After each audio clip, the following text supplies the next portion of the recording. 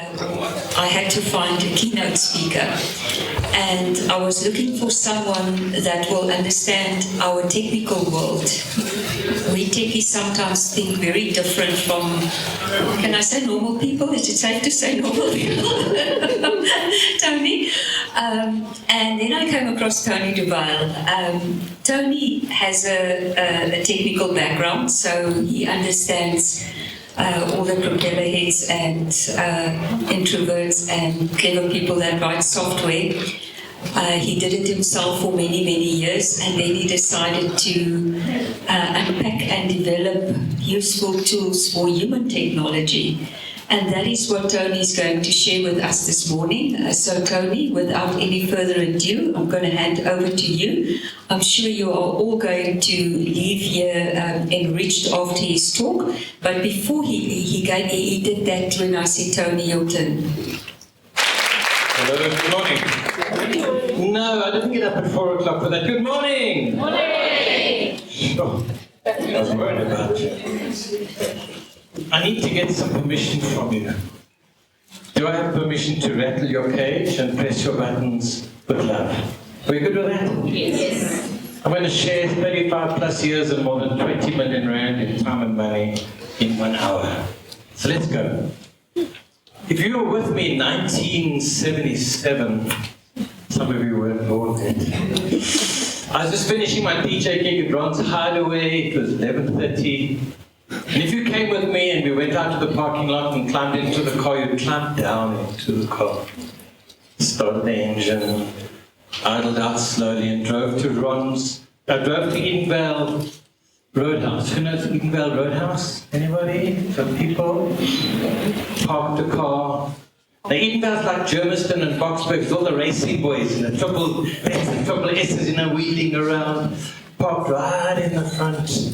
Had our burger and our cool drink, and then climbed down back into the car and reversed out. And as we were going to get onto the highway to come home in Randburg, there were like 6 or 7 cars behind me, like all following. I knew what they were. As we got near the highway, changed down and put my foot down, and I rode onto the highway. I was driving a Pantera, a huge, monstrous, latest technology machine. That was a beast. And there's one long part of the road just before you come off at Randburg, but it's long and it's flat. And I thought, let's see. I put my foot down, 180, 200, 220, 240, 260, 280, 300 k's an hour. I'm thundering down the highway. Not looking at the dials anymore, because I'm looking at this little road in front of me. You might say it was silly, but boy, it was exciting. My adrenaline was thundering. And I went to bed that night, having ticked off something on my bucket list. A few weeks later, that same car was blown up by one of my co-salespeople. In the middle of Randburg, doing 120 k's an hour, he popped the motor and burnt it out. How is it that I could drive this thing at 300? And he could do 120 and break it. So here's the magic for you. That management matters. A good manager can bring out the best in people. A bad manager can break people. Are you a good leader? Do you bring out the best in yourself and people? Or do you diminish and reduce and get people to be nervous and fearful? In doing the research for this presentation, I discovered a few things about your industry. And the first one is getting staff is a challenge and keeping staff is a challenge. Who works in quite a hot kitchen, long hours, high pressure, high stress, high duress? It's not here. So I want you to think about it. What percentage of your staff do you think are willing to move to a better leader, better culture, better workplace? And the second is, competition is abounding everywhere. Whether it's AI coming to take over, or alternative legal services coming to take over, or your staff becoming your competitors, There's competition everywhere. And I checked last night, there's between 1,000 and 10,000 searches a month for lawyer services. But you're suffering from a thing called ZMOT. If I have time, we'll talk about it. But there's somebody coming for your lunch every day. You've seen the guys this morning talking about technology and all of this beautiful software. Software is poetry in motion. It's art. The people that write it, it's the most incredible thing. I used to do it, but my real passion is hacking human software. How do I unleash your potential? How do we unleash your power to improve and change the world?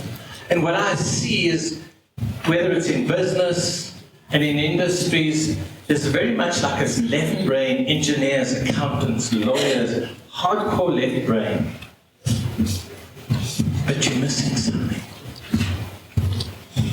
You're missing the heart.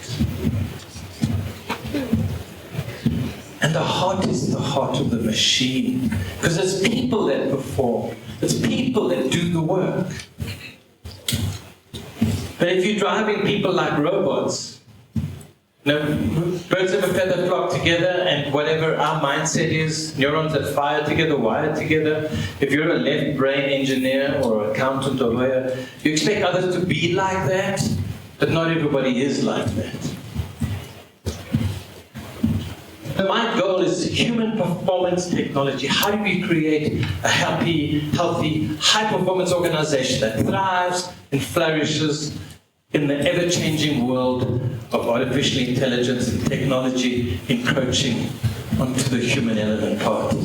And so what we know is the more high-tech we get, the more high-touch we need. We soft, mushy souls to love and be loved is our core need. And so here's your challenge, is you have potential.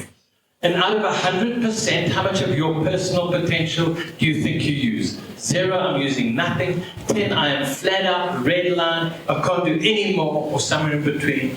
What percentage of your personal potential do you think you're using? Will everybody please stand?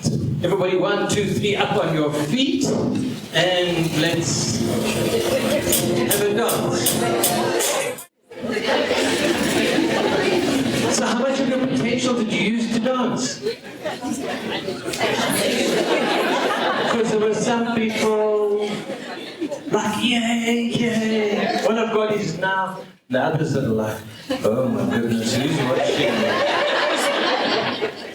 And why is this important? Because how you do anything is how you typically do everything. We are creatures of habit. We're unconscious. We run on automatic. If you slept at home last night, you probably got out of bed on the same side. If you went out, maybe it's a different side. But you're trying to brush your teeth with the same hand, you got dressed the same way. We run on robots. And that's because the brain automatically automates and reduces the energy load that we would like to use. Here's what this is doing to you. Is if you run on automatic, you're running on old rules, old beliefs, old values, and old behaviors. And I see some of the older people like me nodding their head. And those are constraints. So I want to show you what the world used to be like. The best in the world in the 1950-somethings in the world of racing. Because racing, they spend money. It's about the best of the best. It's down to seconds. I want you to watch a pit stop from then. Why are you laughing? You're the same. Who's read a self-development book in the last month? Look around. Less than 5%. If you're not upgrading and growing and improving daily, you're going to be a dinosaur. You become irrelevant. What's the oldest person you know alive today? Call out an age. 103. 118. 118. And this is a serious comment. What's retirement age? How on God's earth are you going to find from 65 to 100? Don't laugh. You don't understand the tsunami that's coming. If you're not upgrading your knowledge, skill, ability, and value in the market, you are a dinosaur. You're unaware that you're running on this. You don't know that you don't know. And I see old people avoiding change and new things. It is the kiss of death. It's convenient. It's your comfort zone. It is the death zone. And my challenge for you today is to wake the frog up and embrace change, technology. My one lady that works with me, Mandy, she's saying her mom is 88, eh? She's got Facebook, LinkedIn, Twitter, Instagram, and she knows how to run the whole machine, and I'm a techie. I'm not even there. You need to make sure that you are relevant and you're upgrading regularly. So even if you have a high-performance mindset and a team, one little thing can take you off balance. 300 k's an hour in the Pantera, a little wheel wobble is a very big problem. So who in your organization are the wobbly wheels? And what are you doing to bring out the best and rebalance the human element? Because how many wheels need to be out of balance? I was talking to a lady outside, I promised I wouldn't use her name, but it was one of the millennials or the X generation. She said, but she's gone now and the company's a better place. One person, 6% of a system controls the system. One negative person can smash your machine. One. And are you creating the one? Or are you enabling the one? And here's the truth. Who leads people? Who's got staff working for them? Please show hands up high. Cool. Look around to the left and look around to the right, because one of those is a bad manager. Become joking. People are promoted to a point of incompetence and they end up breaking people. I have a scale. Leadership. People that make money hurting people just because they're unaware or they don't care. There's greedership, which is just money, money, money. We'll use people. And then there's leadership of unleashing people. Who wakes up in the morning going to work to make more money for the boss because that's their dream? They wake up, good morning, God, I want to go make more money and new Ferrari for my boss. Yeah, right. And so this is the picture that I see of your workplace in my research.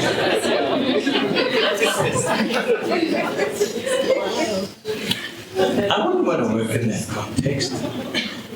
The candidates get abused. Their salary wouldn't even cover my discovery medical aid. So I don't know why you're in the industry. And so there are consequences of this behavior. There are always consequences. Know this. And the consequences are burn. Crash and burn. Stress. Duress. 95% of all illness is stress-induced. Who's got a stressful environment at work? Long hours, look at that. It's long hours. You guys are the business firefighters. You're on 24/7. Unless you're doing conveyancing, then it's not that level of pressure. but you're on call. It's like never off. And I'm single looking for a new partner. I wouldn't look in your industry. She's never going to be available. It's like, 11 o'clock and you're getting lucky or happy, or it's like, excuse me, I better go, my boss is calling. It's like, no. And in doing the research, this is what I found on one of the pages on Reddit. I wished for a small accident so I could rest for a while. It is such an indictment of your industry and business. Why? I understand high pressure. Firefighters have high pressure. But sometimes it's like somebody says, because I was a candidate, I got abused and had all of those things, I'm going to make my guys go through it. And it's like initiation. I think we can do better. So let's play. What percentage of your people do you think are looking to leave? Anybody? Yes? What percentage of your staff do you think are viable to be stolen? Better culture, better money, better place, better time, better whatever. This is global research. Imagine it's only half of that. Imagine just losing 30% of your staff. And hope like hell it's not the high talent, high performance, which is not, it is normally, they have more options and more choice. So if you're not looking after your people, you're going to lose them. If you're not looking after people like my sales friend, you can blow them out. Some of us don't mind stress, pressure, and duress, and we can cope with it. Other people don't have the same kind of fuse. Be a bit more conscious. And so we have some solutions for you. First of all, today you've got software around you that I've been looking at, like, this is good stuff. And if you're going to be a high-performance competitive organization, you need the latest. You cannot try and win a game in a new technology era with old technology. You're going to have to work harder, longer, running at a disadvantage. And it's probably one of the best investments you can make in leveraging and amplifying your power. But you must bring the human element, you must bring the heart into the machine. I was thinking, in my 35 years, not one law firm has ever done a strategy review that I've been part of, or a team building, or a people development process. It's like, why? What's happening there? So we need the balance of this head and the heart. Because yes, you need skills, but it's mindsets and attitudes and feelings. It's all about how do you feel.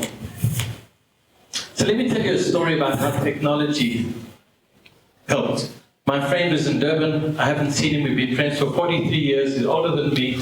Got a few health challenges. You know, when you get a little older, the car gets worn down on the corners. And he said, buy one of these things. It's like, yeah. I don't want to change. I'm okay, I'm fine. And then I was scrolling through Facebook and I saw Samsung Health Watch. Let's go. And the price was right. Good value. Now I'm a value hunter. So I got hold of the guy on Monday morning, did a deal, stole a watch for like less than half. Like, I'm excited to go on a date that night. One red wine, one cider, go home, and I start playing with my new toy. You know, we always like to play and explore, discover all of the new things that have been added. And I saw ECG. It's like, wow, that's amazing. So I plugged in my ECG, and it goes through, and this is what it tells me. This is like 12 o'clock at Monday night. And I was like, yeah, okay, fine. On a scale of seriousness for me at that time, it was like a 1 out of 10. But the next morning I wake up and I've got a pain right across my back. It's like, yo, are my kidneys struggling from one side and a glass of red wine? Really, I'm getting old. I'm going to just fast bait. Tomorrow it'll be fine. Wednesday, Thursday, Friday, eventually my back is still aching. I think you're paying Discovery's exorbitant rates. Go to a doctor. So I go to the lady, and she checks me out and does all the tests. She says it's just musculoskeletal, take some tablets. And as I'm walking out, my little brain says, remember? I said, oh, doctor, my watch said atrial fibrillation. She said, what? Down now, on the thing, all the codes on. Life hospital now, emergency. It's like, ooh, cook, seems quite serious. So get to life, but they won't let me in because she's a doctor, not a specialist. So 6 hours later, I'm eventually in Joburg Surgical, emergency, more pads on. You have atrial fibrillation. It's like, my Ferrari's been doing fine. Now what the hell's the problem in the world? Check me in. We have to scan because my D-dimer, my blood, there's a thing in your blood that is clotting. And it was 0.65. 0.5 is high. And if you don't know what's happening inside this machine, you've got a big chance of burning up and destroying it. So they said, we have to do a scan for clots, because you could have a stroke. And my friend in Cape Town had a stroke. And I've seen a few people, not fun. So they put me in, the scan the next day, and they come out and say, Mr. Dovale, everything is fine, no clots. But we found that you've got some gallstones. In fact, they're very big, they're like 9 millimeters. And we found that your PSA is a little high. And we found that your blood oxygen is going down to 77%. And you need a CPAP machine. It's like I went from being a high-speed machine to being a used wreck just about. But you see, this, if I hadn't known what was happening at that time, I would have continued my normal way. I probably could have had a stroke. Tech probably saved my life. And tech is helping me have a better. Same for your business. And so technology can help you too. The normal IT tech that's here, but then use technology for your people. Discover how they're doing. Wellness and well-being are now important parts of any organization and any machine.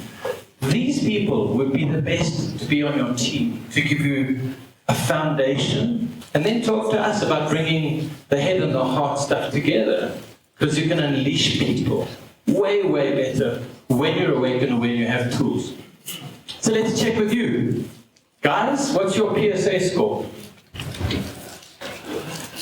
PSA is your prostate, your propensity for cancer. Most people over 50-something, it's a big issue. If you don't know, here's my rule. If you're in my business, in my team, once a year you will do a full diagnostic. Full, everything. Top, bottom, in, out. Not always fun, but you do it. So how's your own heart and body and system doing? And how's your organization doing? Are the staff at burnout like they job wanting to have an accident? Do the people wake up in the morning and say, good morning, God? Or good God, it's morning. How are people doing? Do they love to come to work? Is there meaning, passion, and purpose? Or is it just that they're financial sluts coming for the money? So I built a machine to help you. I spent a lot of time and a lot of money to build a revolutionary workplace, because we need a revolution. And it works on 4 levels: people, teams, leader, and culture. Those are the 4 levels that you must address in any organization if you're going to build a high-performance organization. You can't address one and not the other. And so we use the Formula One, and that's why I gave you the cars. And please, I'm asking you nicely. Yesterday, the Blixams all stole the cars for their kids. These cars are not for your children. In a month's time, I'm coming to your office. If the car's not on your desk, you think I'm joking. I'm coming to the HNS in this guy. And if the car's not on your desk, it's a big penalty. And so the 4 people, performance transforms by leadership consciousness. It's people, teams, leadership, and culture. And that's why I'm giving you the card, to remind you that you need to address all 4 of those things if you're going to build a happy, healthy, high-performance team. Here's the challenge. Is when I go in and I look at something, because of my experience and expertise and investment in this business, I can see a lot more than you. You think you're seeing everything. But let's play. How many squares? Please do not talk to the side. In your own head, in your own time, tell me how many squares. Come on, if you say 16 by now, you must know that there's a little bit more. 21, 21, 21, 21. Ladies and gentlemen, going for 21, 21 anymore. 21, 21, 21, 21. How much? 22, 22, 22. Anybody has 22, 24. 24, 25, 25, 25, 26, 26. Going. 26. 17. Oh my goodness, why aren't you able, if people are already seeing 26 and you're only seeing 17. No guys, don't laugh, it's a serious thing. I'm showing you to you. I'm showing you the software that is running you. And it's not that they're bad because they don't see. They don't know that they don't know. And my goal is to wake you up with love, to be aware that, hey, maybe I've got a blind spot or 2 that I could have some help with. So how many? 30. Anybody more than 30? One of the other workshops, the guy said like 52. I said, whatever you're smoking, take it back, get your money back. And so for the 17 squares people, or 16, the answer as I'll give you in a moment. But the people that only see 16, 17, 18, they're frustrated. They want more from life. Life is what life is. It's not the problem of life, it's the problem of what's running here. And then people want more than life can give. And they're disappointed and they complain about life. But the problem, the challenge is here. So let's go. 16 plus 1. I mean, it's easy, eh? And then 2. So the 17s, did you see? Why didn't you see the 2s? So we've got 25 there, eh? 20, 21. And the 2, and the 2, and the 2, and the 2. So it's 25. Here's my challenge. I thought I was going to be with clever people. Help me count. 1 by 1, 2 by 2, 4 by 4. What's missing? Oh, I'm not too sure. 1 by 1, 2 by 2, 4 by 4. What's missing? I don't know. I don't understand why in 35 years people miss a 3 by 3. 85% of people just don't see it. And so what it shows me is you're not aware of your thinking. And sometimes you're not aware of your stinking thinking. So we know, there we go, 29 and 30. So there are 30 squares in life. But maybe you don't see it because other stuff is running you unconsciously. You might think you're a robot, but we're soft and mushy. It's the soft stuff is the hard stuff. So please don't treat your people like robots. Don't burn them out. Have some awareness of how you can, some people you can push a little more than other people. Be sensitive enough in bringing out the best of yourself. I used to be ugly to me. My internal voice was ugly. You could put me in jail for what I used to say to myself. That's the first war you've got to win is how this little voice runs inside your head. You might have people that are resilient and they can smile and be okay. And it's part of their makeup. Some people are just tough. They're born like that. But what happens if your flowers in your garden are dying? Do you go to the flower and say, hey, you flower! You're a problem! Or do you go to the garden and say, excuse me, what are you doing to these flowers? Because who has more power over it, the manager or the person? And the manager is there to manage and unleash and create a culture and a context where it's safe. I can bring out the best in me. But you do have to have the right people. So Udo, my friend, and I went overseas. We're in Spain. It's like weather like we had yesterday. It's cold, it's wet, it's raining. But now we want to get out and we walk past this construction site. And there's this guy in the rain with a little pile of bricks and he's chiseling away. So what are you doing? He says, can't you see I'm working on these bricks? I'm like, sorry. A little bit further, there's another guy, outfit in the rain, bigger pile of bricks. So what are you doing? He says, can't you see I'm building this building? Okay, sorry. A little bit further, there's a guy in the rain whistling away, chipping, huge pile of bricks, productive beyond all of these guys. And I say, so what are you doing? He says, can't you see I'm building this beautiful cathedral for my people? What do people come to work for with you? What is the meaning, passion, and purpose? The greater cause bigger than them that they are fighting for, that they are contributing their life to. And so it matters the kind of people that you employ. The growth-optimized mindset people versus the fear-based fixed mindset people. Because it's not easy to change mindset. I'll teach you a little secret. Hire for attitude, train for skill. It'll save you a lot of money just with that alone. We always employ people because it's about value. So the left-hand side is positive value to negative value, to the right is time.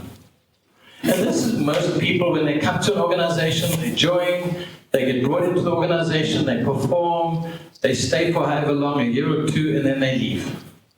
It's like a cycle. So the question is, how do we expand the red into the green? Because the more value that you get from your staff, the more profit you can make, the more value you can share.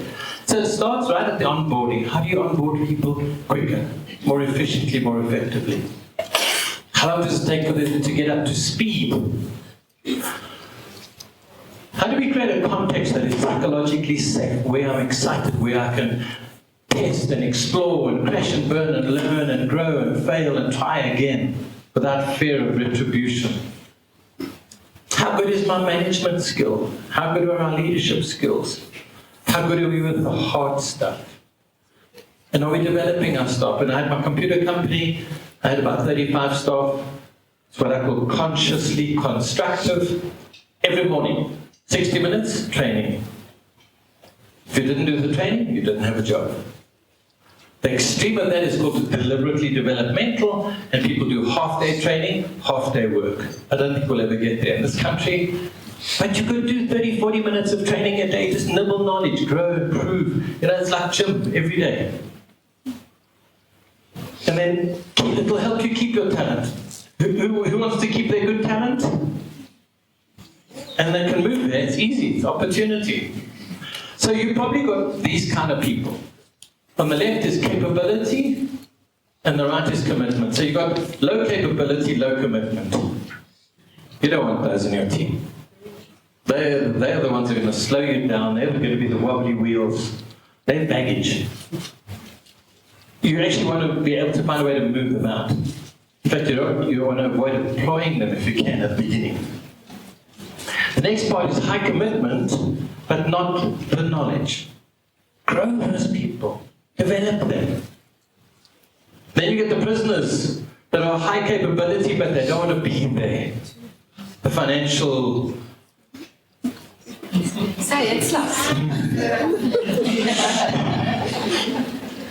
Because they are going to also be the wobbly wheels and affect your performance like that one lady affected the whole organization's culture. And then you get the superheroes like you guys. But it's a small percentage of people. And so most companies, when we go in and do the diagnostics and assessments, they've got most of their people in those three zones. So we know that you need high performance, but here's what I see. Is you guys are using old technology, old tuning, old mindsets, old values, old behaviors, old fuel. When you're trying to create a high-performance machine. That technology today, if you look at it today, is profoundly transformed from the 57 that we saw earlier on. You can pretend that it's same old, and we like to talk about the past. But let me tell you, the world is changing on an hourly and daily basis. In artificial intelligence, I'll give you a little secret. Notebook LM. Go to Google, Notebook LM, it will blow your mind. I'm a techie. A month in tech is 5 years in the normal world. And it's only getting faster. So if you're going to be a good manager and good leader, yes, technology matters, but feeling and emotions and energy in motion matter the most. You might know what to do, but you're not going to do what you know because it's the fuel. That's the internal drive. If you're going to be a good manager, here's some secrets. The first part was why is this important? Now we're going to give you the how. We all have needs. Anybody here got no needs? Any robots here? We might subjugate those needs, but we all have needs. The top 4 are the ego. I was talking to somebody outside. He's a coach. He says, one of my clients, South Africa, CEO, MD, there's one guy above him and one guy above him in Germany. The guy in Germany didn't phone him for his birthday, and now he's pitchy, bitchy, wingy, whiny. It's like, really? The bottom 2 are needs of the soul, to contribute to something bigger, something meaningful beyond just make the boss more money for a new Ferrari. And growth, learning, growing, improving, discovering. And for me, that's the reason for business. Money is oxygen, but it's not the only score. If you make money, and your staff are the ones that are dying, just so that you can make more money, like the Matrix, it's like greed. The right mindset can make your people up to 7 times more valuable. The right mindset for leaders can be up to 8.4 times more valuable. Mindset matters. The challenge that you have is, do you think that elephant, who's seen an elephant at the circus? We haven't seen circuses for a while. Do you think that elephant can break away and go on a rampage? Easy. One elephant stronger than 100 men. Why doesn't it? Why doesn't that elephant break away? The pike, the American pike, put it in a glass tank, put a divider between it, put it on one side and its favorite food on this side. What's it going to do? It's going to swim and hit its snout on the glass a few times, 10, 15, 20, 30 times. Eventually it will learn, can't do, and give up. Take the glass up, the divider, the bait will swim around it, it will die. Because it has a belief system, I can't. Same as the elephant. And in humans, it's called learned helplessness. It's invisible. You won't know that you've got it until you get a fool like me that comes to try and turbocharge you and push you and discover. The reality is we never push ourselves hard enough. In weightlifting, a guy does weights, certain weight, having a coach and a manager that encourages him, 28% more. Being a manager, being a coach matters. You can unleash your people in the right way. And so psychological capital is a foundation that people need as their personal level foundation. If they don't have any of those things, and if you remember a horse, you can remember them, you're going to be trying to push an Uno to go at the speed of a Ferrari. It's not going to happen. They're going to explode. The brain is hardwired 3 times more for danger than for pleasure. And so the moment you threaten any of those things from a person, their brain tilts. Who's played pinball in school? Or after school, when we went to the Portuguese for fish and chippies, you know, the pinball, you put your money in there, like ding, ding, ding. But then you get a little over-enthusiastic and you hit it, and it goes tilt. It's like, oh. The problem is the brain goes tilt. It's not something that people can control. It's hardwired. You as a manager need to know that if I'm going to do that, I'm going to get my people into tilt. So the first part is about people that we've been talking about. The most important part is leadership, because leadership controls up to 70% of people performance. Leadership is the reason people will leave your organization. People join for the vision, mission, values. They leave because of incompetent vertical leadership and horizontal conflicts in teams. So are you a good leader? 0 to 10, how good a leader are you? Your problem is you don't have any truth tellers. You're delusional. It's like when I looked in the mirror this morning, I thought, gosh, you're doing really, really well. Have you seen those when you go to the clothing shops? They've got this mirror that makes it look like really slinky. It's like, sure, this is lekker. What you want is a mirror that says, you're fat, lose 10 kilos. The problem is we're too nice. And sometimes we need an honest mirror that says, turn it in.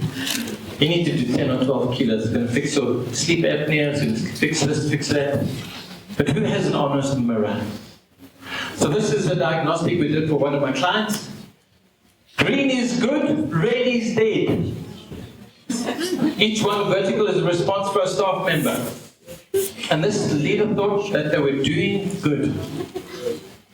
If you don't have an honest mirror that can show you what's happening and how you're impacting people, your own self-assessment is called the Dunning-Kruger effect. You're going to be thinking, I'm doing great. In fact, you're doing very good. You need to find ways to get feedback, honest feedback, in a psychologically safe space where you can say, excuse me, Mr. Boss, but I think we could find a better way to do this. Obviously, you want the green part, you want high performance, you want strong people, you want a team that can deliver value. What I see in your industry is people are all the way to the red side. And know that a stressed brain cognitively is impaired. High stress, low thinking, low capacity, low performance, low productivity. It's a no-brainer. It's like riding into a handbrake on. We've got some time, so I'll tell you a story. I went paragliding in Cape Town. I had my 380 SEC Mercedes. And the Cape Town people are the hooligans, the beachies, and the slappies. I'm the Joburg boy in my 380 SEC, my new paraglider. So we flew off Lion's Head, Everybody landed, packing up my glider, and I'm going to my car, and all the guys are like, wow, check this car, check. Now my significance ego is like, check me out. So now I want to be a show off and I want to wheelie out of the parking lot. So I start up this car, ram, turn my wheel, bye guys, now I'm going to leave. And on an exit, it's impressive, and I put my foot down, the car's like, but now I'm committed already, so like now I put my foot harder and harder, like, and I'm thinking, what is going on? And it was a new car that I just got. Now I forgot the handbrake on the Mercedes is over here, not over here. And as I was driving, I could smell the brakes burning. And now I'm thinking it's the car, but it's actually my stinking thinking. You have to find a new way to unleash people performance and to create a system that's optimized and you can run sustainably without burning out. I've pushed myself to burn out a few times. That's not smart. So here are some ideas that what you need to have as a foundation of being a good leader. There's a lot of things that you can do to be a good leader. But I want to share with you something a lot more relevant. Please look around because we have some drug dealers in the room. You think I'm joking? I'm serious. Look around. Point to who you think the drug dealers are. It's like Tertius guy with all of the tats. Look around. Who do you think the drug dealers are? I promise you there are a lot of drug dealers in the room here. Look to your left and look to the right.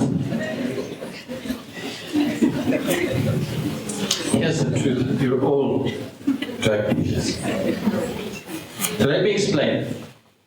We have chemicals in our body, hormones and chemicals. Dopamine, which is about motivation and learning and pleasure, and it's a reward chemical. Without that, we can have the idea, but not the energy to do it. Serotonin, giving people challenges that are within their range, they stretch and they're in flow, but it doesn't get them to learn helplessness. Oxytocin, the love chemical, the healing chemical, the trust, and you've got to have a hug. If you hug me, be careful. It's a 90-second hug. It's not just a quick hi and bye. Because I want oxytocin. We get it from the connection. When a mother has a baby and you're holding your child, you build oxytocin. When you're in a relationship and you're hugging people, my friend Debbie's here. We probably, if you watch us, we're just friends, 20-year friends, but we'll have a 2-minute hug. It's a reciprocal oxytocin builder. It's that connection. People who have friends at work have lower stress levels, and they stay longer in organizations.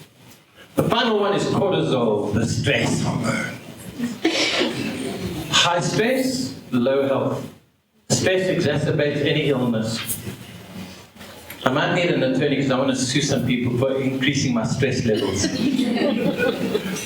And this is the levels that we typically see in an organization where they're low in the things that are important and they're high in the things that are damaging people. And ladies, high stress gives you wrinkles faster.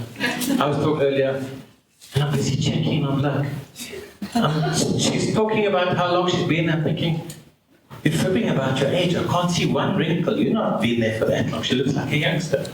But cortisol is going to accelerate your age. What you really, really want is you want high dopamine. You want high serotonin. You want high oxytocin because those are the fundamental chemicals to improve the firing. And you want lower stress. And I understand stress is part of your business. But for the level that you stress up to, you need to de-stress the same amount. You cannot have ongoing probable chronic stress. It's going to damage you. It's going to burn you out and be like that guy who wants to have an accident. So here's the truth. When I did my work with the attorneys, everybody's got billing pressure, hey? They've got targets. The question is, who's running the machine? Who's leading the people? Who's minding the heart? If everybody's so busy just on money, money, money, who's looking after the human element properly, to the value of what the investment is in your people? So I promised to show you some blind spots. Anybody here got no blind spots? Promise you we all got. This is a 3D picture. You might be looking at some things, but you don't see the full picture. And that's what talking to any one of these guys out here as experts, or me from the human element, is we're able to see right into your machine. We're able to see further the impact, the consequences, the challenges. And so you want people on your team that can see. Can everybody read this? Who said that? Wow. Ladies, please give her a round of applause. That is mind-bending. You're the first person ever in a group that can read that. It says, I love you. You have to know how to see through the chaos. And this is the thing. When you get people that are experts, they can show you what's happening inside the machine. I'm astounded. Wow. Here's your problem, is you're in your comfort zone, you want to do the same old, nobody wants to change. There's got people in the organization who don't want to change, don't want to adopt new things, like their hands and their heads going, it's of death. You know, do you guys know the boiled frog story? Put a frog in cold water and boil it slowly. The frog's going to say, be reasonable, don't change, stay the same, we'll be okay. Changes are bad, they belong to die. Old habits. And the problem is, that frog will boil. And you've got to find a way to bring change into your organization. And at Apple, when they send out a new phone, they don't do change management. Have you seen the queues to get an Apple phone? Days before the people are queuing. And it's a whole new phone with a whole lot of new stuff. You've got to find a way to make change exciting and growth and development exciting. You can't use old ways. You can change habits very quickly. We use NLP or timeline therapy, but we're able to rewire the brains from the inside out. And so you need a mindset that's future fit if you're going to build a high-performance team. Because if you're going to survive, somebody in your organization has to go beyond building to build people, teams, leadership, and culture. And so the question is why? Let me show you why. Because here's your new current competition. The line between winning and losing is now down to milliseconds. Think about the people, mindset, attitude, skill set, teamwork, swim lanes, clarity, meaning, motivation. The bigger picture. Sure, they get a salary, but they're there for a much bigger picture. And so we've got a model. When I look around here as being part of the technology, I see what the people are bringing, and I look at the software. I watched the demo you're going to see just now, and I looked at it and thought, you've got a complex accounting system situation, tracking all of the millions of things that you do. And I watched the software and thought, I would have that. I would make sure that I automate as much as possible with the latest stuff that I can integrate, I can access from anywhere in the world. And then I build my people to be awesome. And so we have a machine that can do that for you. It's not going to cost you anything to talk to the guys and say, come and show me my gaps. Come and show me my blind spots. Because I promise you, they can see further and deeper than you. It's their business. So these are things you can do to build a revolutionary workplace, the big things. It's got to be meaning for people. Make sure you've got the right tech. You need to be agile. Anybody remember COVID? We're going to bring you some secrets. No. So these are the big things that you can do. But if you remember nothing else but this is Google research. What makes a good manager? They try to get away with no leaders and managers. Crashed. First one, be a coach. Coach approach. Stop being a boss down dictatorial leader. Care. Have some heart. And for some of you, it might be a sketch. Have some heart. Life is more than about just business and money and fighting. Create a space where people belong. Anybody been in a business where you didn't feel you belonged? Focus on results because outcomes matter. Make sure you listen and hear the people. Create a place where people can collaborate and communicate and be the best versions of themselves. Be the one that has the expertise to solve the problems, but teach your people how to solve the problems. Make good decisions, but push the decisions down to the lowest level possible. Empower your people.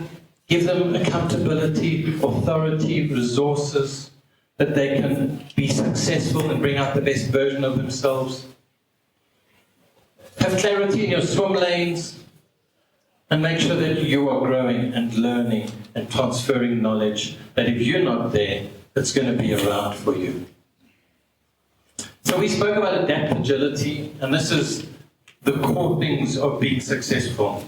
After negotiate with Marie, I'm going to take a few extra minutes. So AdaptAgility is like surfing. You know when you're going to surf? Anybody surfed? You get on a surf, there's waves coming the whole time. But you need a board, you need the skill, you need balance, which is going to change the whole time. You need some creativity. You need to be resilient and get up once every surfer crashes. And so AdaptAgility is a key fundamental for an individual to survive in our new times. Because some of us like surfing, I did, but some people don't. How do you help them handle the new changes and challenges? Because the waves are coming. The old technology has been replaced by the new stuff. This new tech, they don't even need waves anymore. They can surf anywhere, anytime with the new tech. But you need to be aware that the waves are coming. There's going to be impacts and a whole lot of other stuff's going to lock you away. Water issues. Be awake and aware and ready and be able to pivot. Make sure you've got the right technologies. Make sure you've got good, clear, bi-directional communications between people, that you have truth tellers, no one's scared. Build your emotional intelligence. Emotional intelligence is now a critical skill, not an optional skill. And a lot of people don't have access to that. Balance, life-work balance matters. If you're just going to burn your body out for money, not a good choice. You need growth-optimized mindsets in your people as a foundation. Find ways to evaluate that when people come for jobs. Do they have the right mindset? You've got to build a team, because the work is too complex for one person to know everything in the world. Your leadership skills matter. They matter hugely, because leadership and culture impacts all performance. Create a psychologically safe space where people can interact and share and improve and optimize.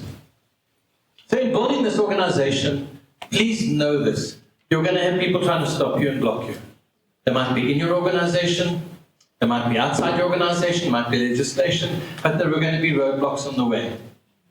And you're going to have to find a way past them. Resourcefulness, resilience, teamwork. This is what I see very often in organizations, people running on old systems, but they've got all the resources internally, people with the right mindsets and solutions, and they don't use them. And so if you're going to make a change in an organization, I've got resources that can help you transform people, teams, leadership, and culture. You can begin to unleash your people performance. My last words to you is, for those old people or young people who don't want to change, it is a kiss of death. Is gym good for you? Is gym good for your health? Maybe not to her level, but just walking 30 minutes a day reduces your health risk by 30%. Simple things. Most people avoid it. And so here's your challenge. If you're going to allow the older people to stay stuck in their comfort zones and old habits and old routines and old behaviors and old rules, this is what's coming. The line goes, if you don't use it, you are going to lose it.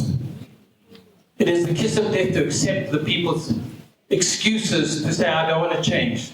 If you love them, encourage, cajole, do what it takes to inspire them. to change and build neuroplasticity. How they're going to have the mental cognitive capacity from 65 to 100 if they haven't been using that and growing and learning and improving. So you have to make a decision, people. You can pretend and stay as you are for the rest of your life, which is not an ideal choice. Or you can join a team. The guys around here and what the resources that we have can help you to build a team that will work together, that will help you get the ball over the line, that will help you to have a better culture, better teamwork, better communication and collaboration, and a system that, sure, you might have challenges, but at the end of the day, you'll always get the ball over the line and win for yourself and for your clients. Thank you.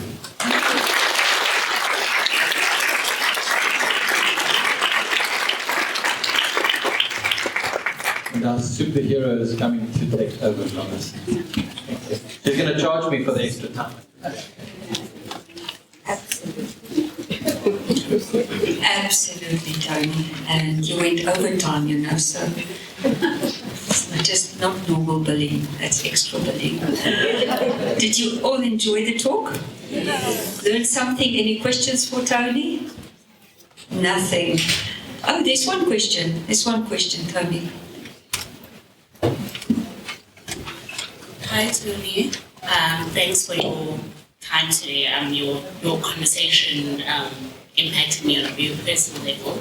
I was at a major firm. I've started my own, and everything you said resonates. And so my question is about leaders. How do your superheroes, the ones who fall in your superhero quadrant, they are likely to burn out and break down. And so how do you effectively manage those people to retain them, and does technology play a role in that? So artificial AI will help you leverage people's time and knowledge and skill. You as a leader, or the heart part of the machine, has to be aware of work-life balance and the internal operations and running. To check in with people. How are you doing? On a scale of 0 to 10, how hard are you running? Sometimes people they're scared of not performing, and so they'll burn themselves up. You as a leader have to go to them and say, excuse me, you're gone for a week, or you're gone for a few days. Because if you burn them out, it's going to be bigger damage. But we have some information. If you want to come talk to me at the back of the room there, we'll be there. You can come and chat to us, and I'll answer and give you all the knowledge I can share in the time that we have. Thank you.